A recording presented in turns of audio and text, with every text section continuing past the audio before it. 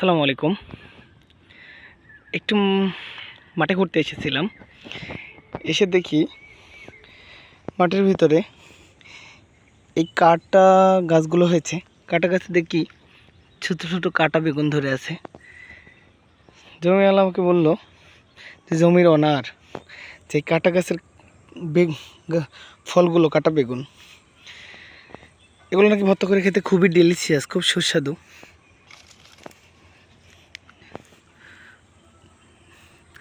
যদিও সে আমাকে নিতে বলছিল,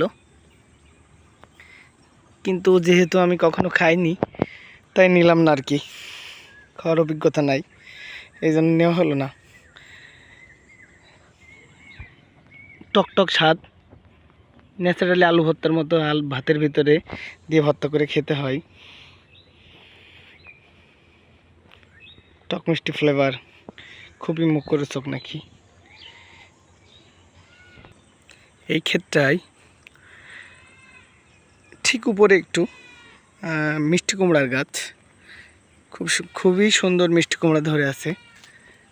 আবার পাশে একটা লাউয়ের গাছ, এখানেও লাউ ধরেছে। উপরে পেঁপে গাছ, মানে ভ্যারাইটিস চাষাবাদ করেছে আর কি। পেঁপে গাছ, লাউ গাছ, মিষ্টি কুমড়া গাছ, তারপরে হলো কাটা বেগুন, মানে 2 in 1 3 in 1 এমন চাষাবাদ। খুবই সুন্দর। পেঁপেগুলো বেশ বড় বড়। আমি জমির মালিক ওনারের কাছে শুনলাম যে এগুলো কী পেঁপো। তিনি আমাকে বললে এগুলো ইরি পেঁপে, লম্বা লম্বা হয়, গাছগুলো চিকন চিকন, খুবই সুন্দর। মিষ্টি কুমড়াগুলোও অনেক সুন্দর দেখা যাচ্ছে, লাউ ধরেছে মাঝে মাঝে দেখতে পাচ্ছি আমি। তো ভালোই লাগলো, এই জন্য আপনাদের সাথে শেয়ার করলাম আর কি। তো আজ এ পর্যন্তই, অন্য কোনো ভিডিও দেখা হবে ইনশাল্লাহ। আসসালামু আলাইকুম রহমতুল্লাহি ওয়া বারাকাতুহু।